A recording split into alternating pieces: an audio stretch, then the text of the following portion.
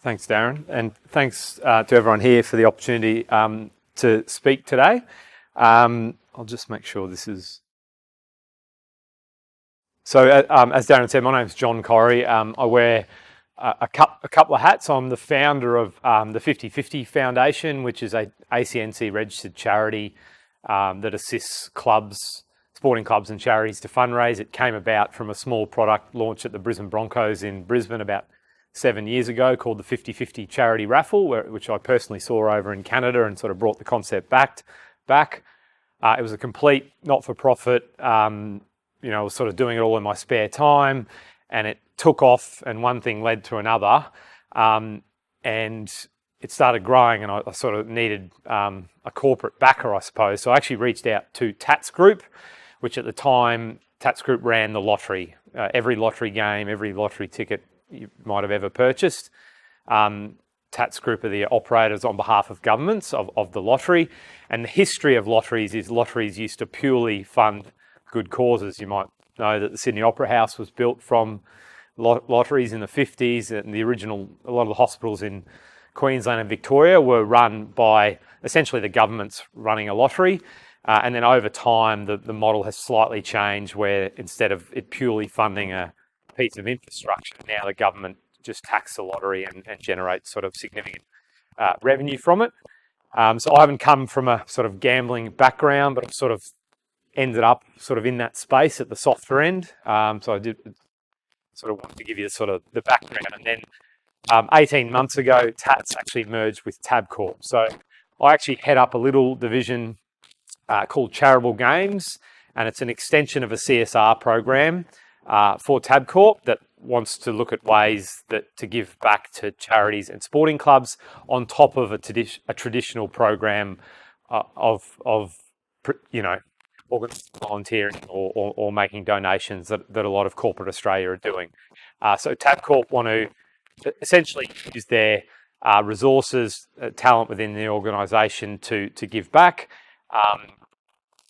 and Tabcorp essentially the Play for Purpose raffle, which I'm going to talk to you about today. Other partners in this is the Australian Sports Foundation. So all funds raised via Play for Purpose go through the Australian Sports Foundation under a slightly different model than you might traditionally know. And our fundraising is proudly supported by Sport Australia, who really want all NSOs, SSOs and clubs to at least be aware of the product and hopefully use it as well. My presentation will be fairly short, and I want to leave heaps of time for questions.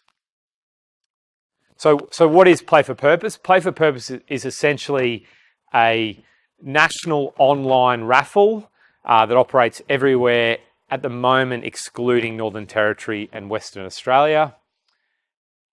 Essentially, clubs and some organisations, so we have some sporting state bodies have actually signed up as well, can sign up. It's free to sign up, and they essentially can run raffles at scale without taking on any risk of things like prizes and technology costs, etc.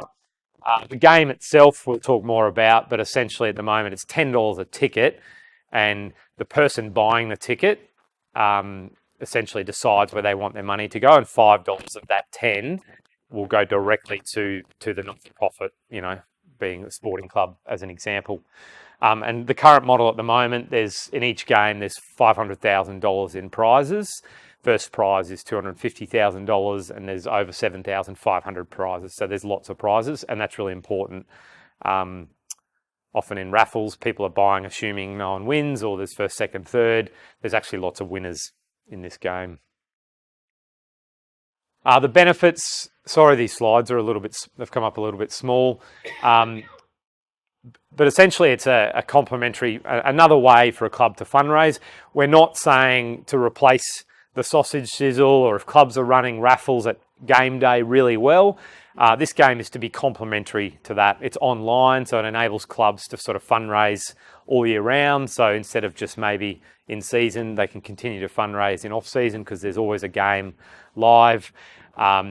People can sign up to autoplay, so it enables clubs to try and build some sort of recurring revenue.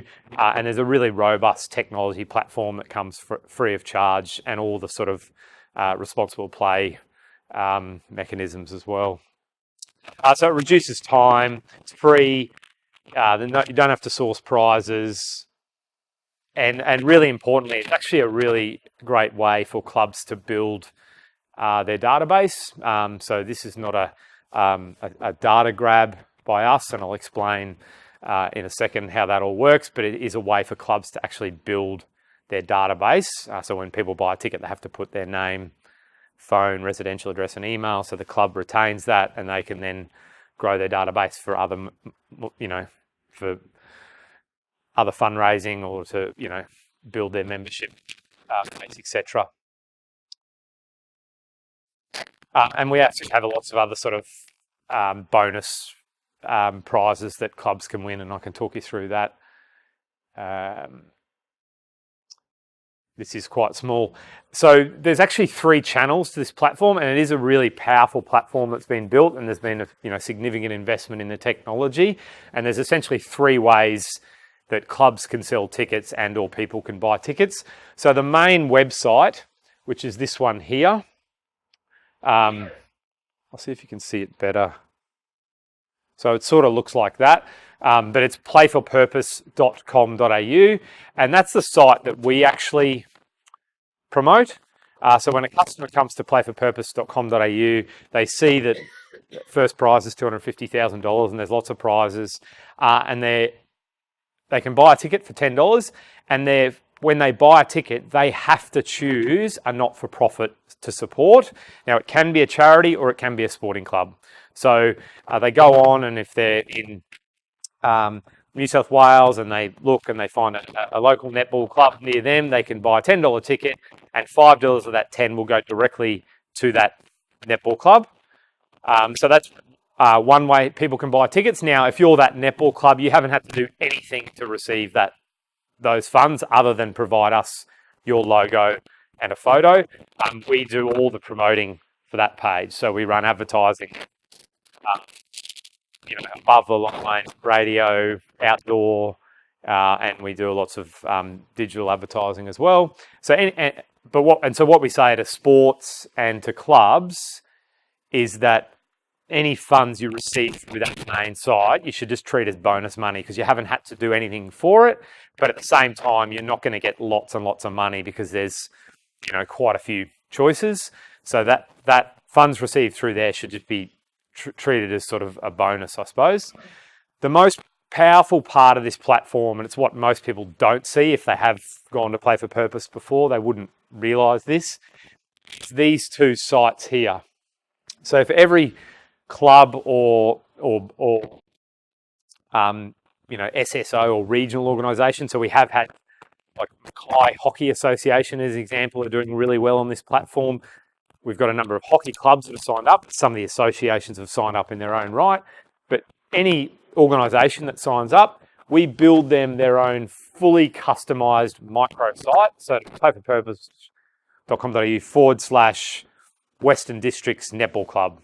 And it's a site within itself. So if the club was to go build that site themselves, it would potentially cost, $100,000 if you would build a really robust website like this. This is provided free of charge, and the site is sort of co-branded in the club's colours, images, logos. It's got what the club does and what they're fundraising for. The first prize, $50,000, and all the supplementary prizes. And if anyone finds that page by whatever means, and the club can promote it as much or as little as they want, but if they're getting an email, if members are getting an email from the club or through social media, or they're finding it by whatever means, anyone that finds that site can only support that club. So there's no links from this site back to this page. So there's no way from the person on the site being sent an email from the local netball club and choosing to support a rowing club, for instance, or another organisation. So this site is essentially enabling a club to fundraise at scale using big prizes like I said earlier, without taking on any risk. So the customer will buy a ticket, can only support your club. They'll get emailed a ticket. And really importantly, and I'll come to the third channel in a second, the other thing that gets provided, and again, apologies for how small this is a really powerful back-end portal that the club manager or the president or whoever's in charge of the raffle at the club get to log in, and they can log in any day and it's live. And in this portal, they get everything from live ticket sales, so how many sales have been sold for them via this page where they've chosen the club, how many through their page, how many through their champions page. So sales to date, they can track and set targets. They can manage the content from their page, so they can swap out photos, wording, logos, and change from raffle to raffle. This game we're raising money for this, now we're raising money for this.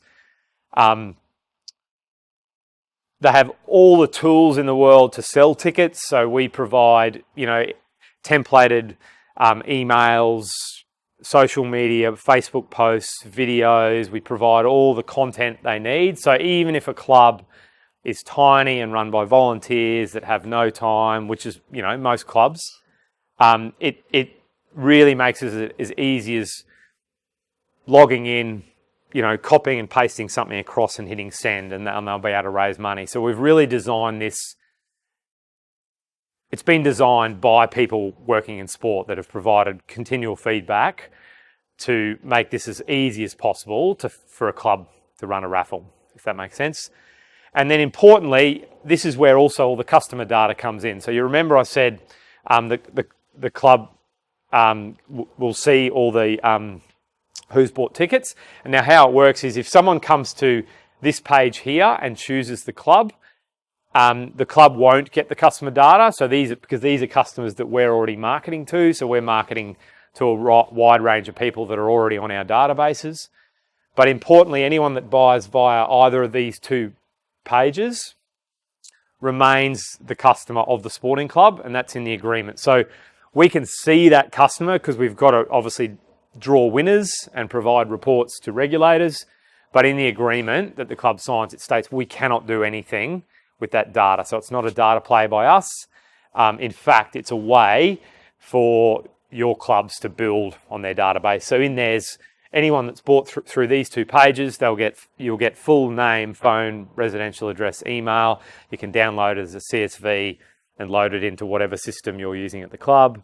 So this portal is really powerful. The third channel, which is fairly new, but some clubs are starting to use it, is what we call champions fundraisers.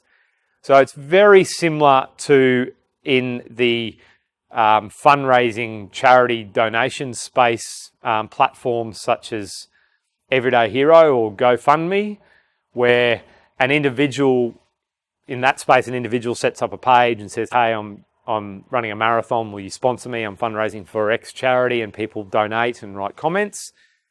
This is very similar to that, except it's selling raffle tickets for your club. So we can build a page for individuals, so that could be, again, board members of the club or volunteers or coaches or, captains of the senior team or anyone passionate about the club. And you can have multiple pages. So some clubs have got multiple pages. You could actually have a page per team and set each team a goal of fundraising, selling a certain amount of raffle tickets. So similar to when kids come home from kindy or school selling chocolates, it's a way for individuals to sell raffle tickets. And they have their own personalised page, which will have a photo of them. And it'll say, hi, I'm John. I'm raising money for, my local footy club for new goalposts because, we don't have any, or, they're old, or, we got flooded. And that person sends it out to family and friends. And that is the most, it is proven to be the most powerful form of fundraising because if you're going to, as you know, you get an email from a family or friend, often you're donating the sort of cause, it becomes secondary. You're donating because of that personal connection. So it is a really powerful way, and we're encouraging clubs to sort of look into it. And so, you could have 10 or 20 pages per club and set each page a goal of, go off and raise $500 or $1,000. And on the page, when people buy tickets, it says how much they've spent, and they can write comments. They can remain anonymous if they want, but they can write comments as well.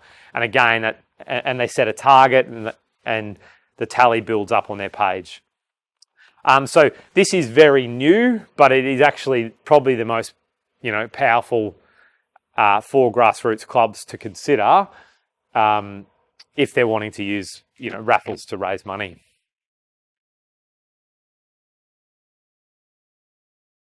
That just sort of gives a summary. So there's sort of about 4 to 5 games per year. So every 2 to 3 months, there's always a game on. So we close a game, we draw it, we contact all the winners, and then we open a new game. So when a club gets given a link, that link is, always live until they decide if they don't want to be part of it anymore. So any promotions they're doing, if people find that page, weeks down the track, there's always a game open, and allows the club to sort of fundraise all year round. We vary up the prizes each game, but it's typically gold bullion, holidays, cars. That's an old prize. In this current game that's open at the moment, we've got a really unique 5th prize. So first prize is $250,000, combination of, you've got a choice of various different things. Second prize is a $50,000 car, I think. Third prize is a $20,000 holiday. Then there's a $10,000 prize. 5th prize is $5,000. Half of it is gift vouchers to, I think, one of the online stores, and the other half is actually a $2,000 voucher to a new business called Playbook Coach, which I don't know if many of you seen, but it's owned by Chris Lynn, the cricketer, and you can go to Playbook Coach to buy access to elite sports people to get coaching for anyone at a certain hourly rate. So, certain coaches might be $50 an hour up to hundreds of dollars per hour, and they can come and coach at your club or individuals. And so we've actually gone and thought that's a really nice fit with sports. We've gone and bought a voucher as the prize, as one of the prizes. Importantly, the Australian Sports Foundation are a key part of this. So funds raised via this raffle can't just go into consolidated revenue for the club. There is sort of guidelines that the Australian Sports Foundation, they're on our website, and the Australian Sports Foundation also can talk you through.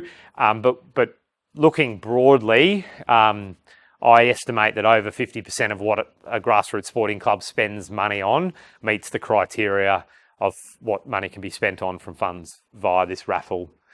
So things from, promoting health through sports, so come and try days, participation and outreach, upgrading facilities, promoting mental health, sports history and culture. So I don't think clubs will have an issue with spending the money they raise via this raffle. I wanted to keep it short because I wanted to open it up for questions. If any of you have any questions about anything to do with the platform. So the money that you do raise, you need to spend and prove to you that we've spent it on something, or it just goes into your... Yeah, so sorry, great question. At the end of the game, we transfer the funds to the ASF, who then transfer to each club within 14 days. And the ASF don't take, usually in normal, if you're raising money via the ASF through donations, they usually take 5%. They don't in this, which is really important. They do have an audit process, like a one-pager they'll send you to say, what are you spending the money on that you need to complete? But they have, done a great job in making it, simple.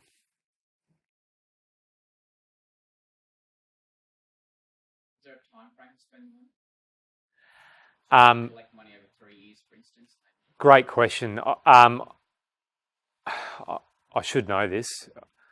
I might have to come back to you on that. I thought maybe 12 months from each. The Australian Sports Foundation, yeah, there is a 12-month period. I think you need to spend it within, and you need to acquit the money that you've previously spent it. I think you can carry it over, but you've got to prove you're still holding that money in a bank account. So. Yeah, I mean, and I think the important thing here is, I mean, we're not expecting each club to raise millions of dollars via this. We're looking at this going, you know, if you're a small club and you want to, and this, you know, this should be seen as complementary to any existing fundraising you're doing. You know, if you can raise $1,000 or $2,000 or $5,000 per game, then that's going to make a significant difference to your club. We do have a really nice sort of member autoplay feature that a lot of people are signing up to say, hey, I want to have $10 a ticket in each game to support this club. And that's a really nice way for clubs to sort of build that sort of recurring revenue as well. So. 250,000 that comes. Yeah, so it's funded through the other 50% of the ticket price. So that's, I'm sorry, it's a great question.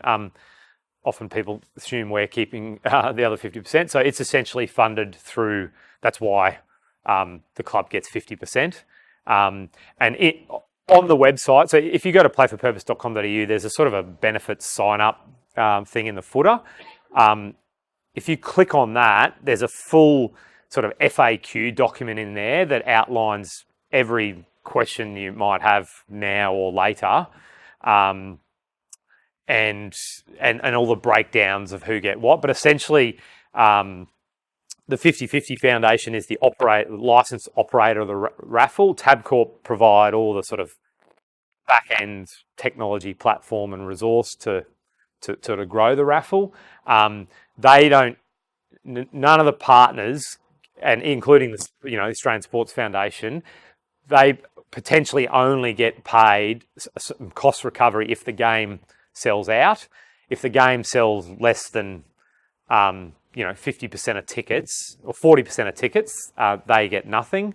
And to date, no one's been paid a cent other than the winners and the clubs. So it's designed so there's zero risk for clubs. So if a club sells one ticket, they get their $5, but the $500,000 in prizes is still getting delivered. And Tabcorp essentially fund that shortfall. So they write a check, which is really, an important design. It needed to be designed in the absolute favour of clubs. And that's why I think Sport Australia have endorsed it and right the Australian Sports Foundation behind it as well. You advertise the winners? People get an email saying... Yeah, so the first 5 winners, and that's the best part of my job, is actually ringing the first prize is pretty exciting, ringing the $250,000 winner, because each one so far that's been life-changing. So we ring the top 5, and then there's another 7,500, and they're gift vouchers, and they get emailed. Those that don't win, will they still see all this? Oh, yeah, sorry. And on the website, we publish every winner. We don't put their name, but we say Jay from a suburb. Oh. Yeah. And so, that's on, if you go to playforpurpose.com.au. And another important thing, so for each, we've been really conscious of the design of each site. So your club's site doesn't mention any other charities or clubs. So when it will list the winners, but it will remove where it says, someone supported a different club, so it really has the feel, the look and feel like it's your raffle. Obviously, it's not, it's obviously a collaborative raffle, but we're conscious not to promote any other organisation other than your club, and there's a lot of design's gone into that as well.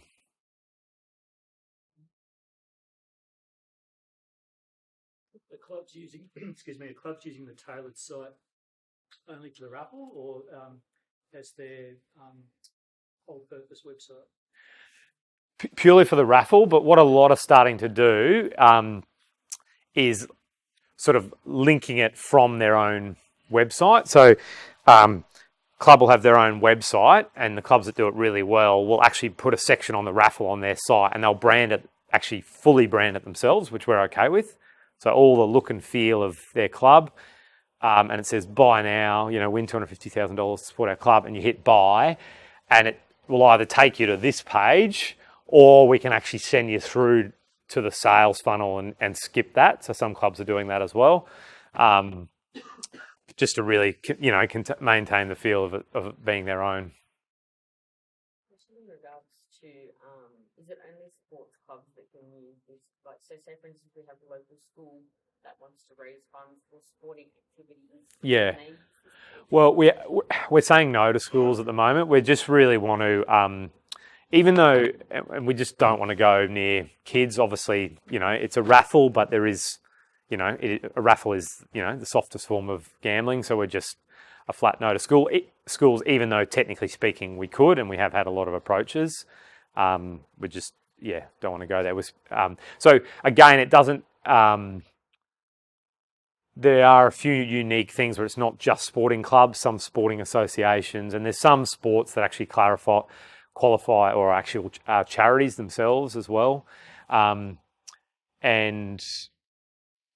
what we've had like hockey have done really well on this platform. AFL are doing really well.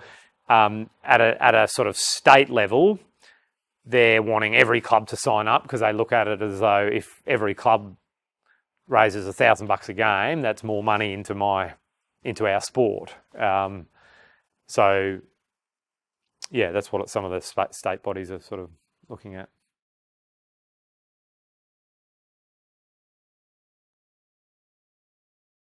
What would be the range of returns do you think samples to close? Yeah, so it's very new for clubs, so we're still selling the bulk of tickets at the moment, or the overwhelming majority are still charities, because we did a pilot game of Play for Purpose prior to launching with sport with purely charities. So you can imagine some of the big branded charities who have fundraising, staff that do this full time.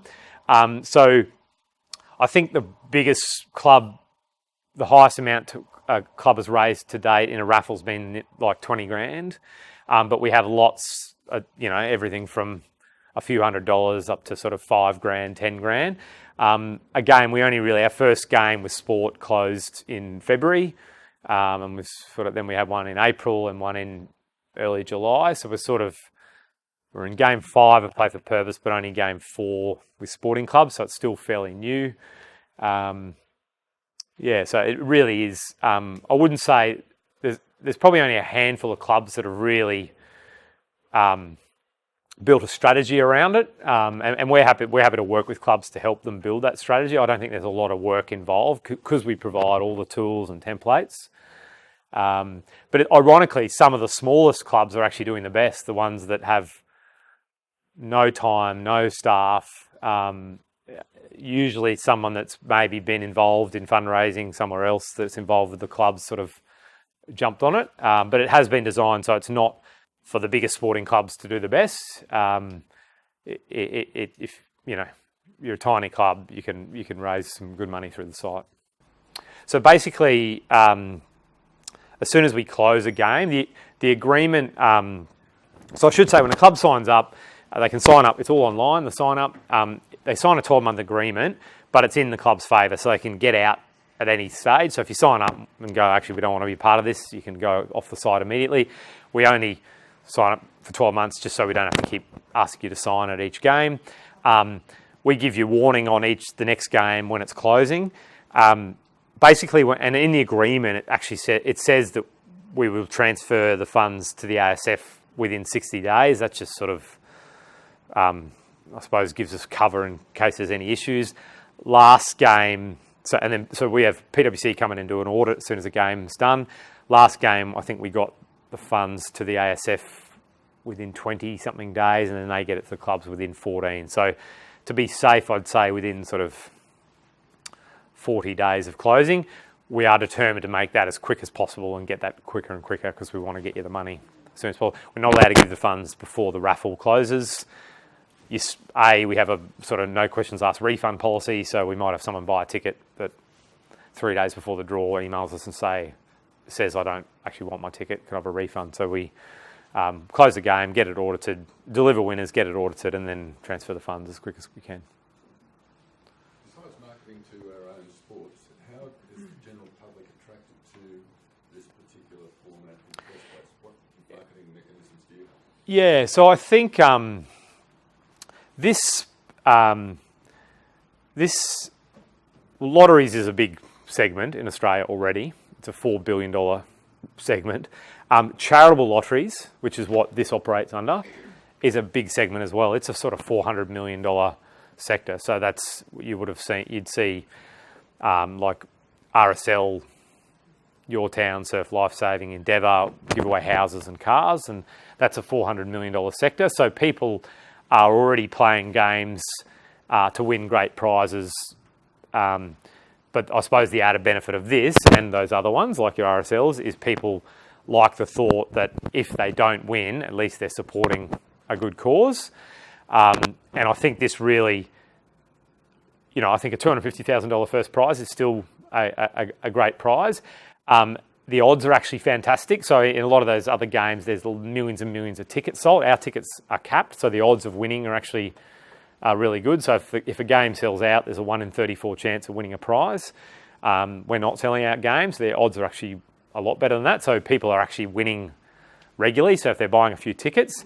And then I think the added benefit is also the localised ability. So if someone sees an ad for this, we haven't built this functionality yet, but we really want to build the functionality of people logging onto the site and being able to almost put a geographical thing saying, I live in this area, what can I support near me? And hopefully if there's the local,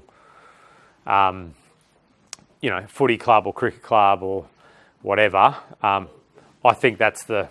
So I can see this as marketing, originally marketing to people who actually wanted to gamble as such. Yeah. You're targeting that market, whereas if people aren't looking for a raffle type of thing, but want to support the sport, Yeah. Is there another mechanism that drives them to your site?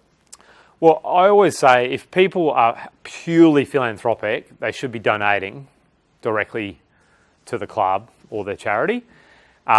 This sector, people say they're purely doing it for the good, but our research suggests that the number one reason they're buying is to win, the number two is to win, and the number three is it's a really good cause.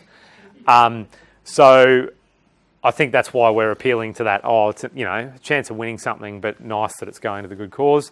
The philanthropic side, ideally every club. I mean, the ASF are doing a wonderful job in increasing the awareness.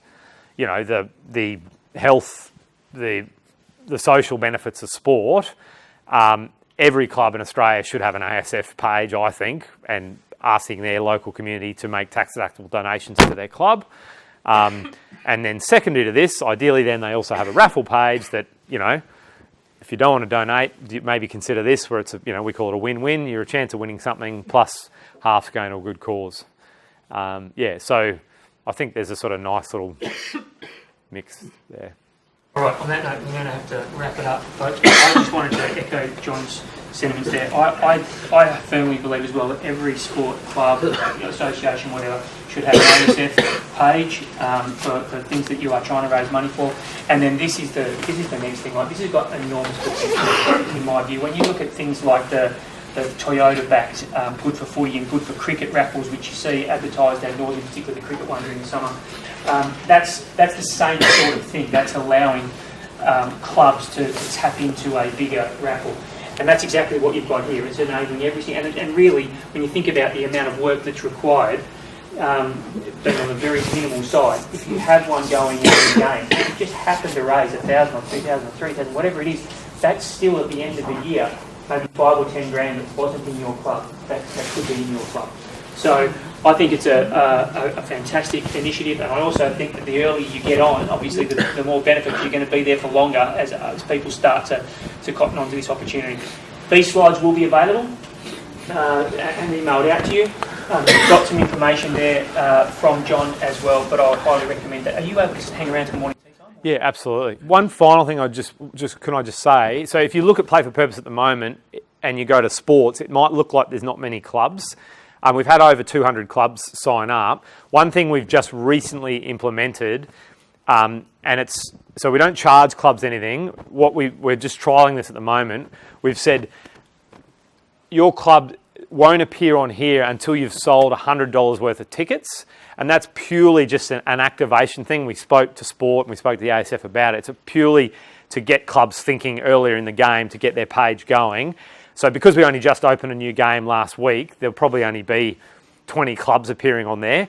That will grow to, 200 as the game sort of goes. But ideally, we want clubs, we want them there from day one, and that's what that sort of autoplay thing will inevitably do. So don't think that if you look and there's only a handful of clubs on there. We've actually got 211 so far, and growing at sort of 2 or 3 a day at the moment, which is really exciting. Thank you. Please thank John. Thanks very much.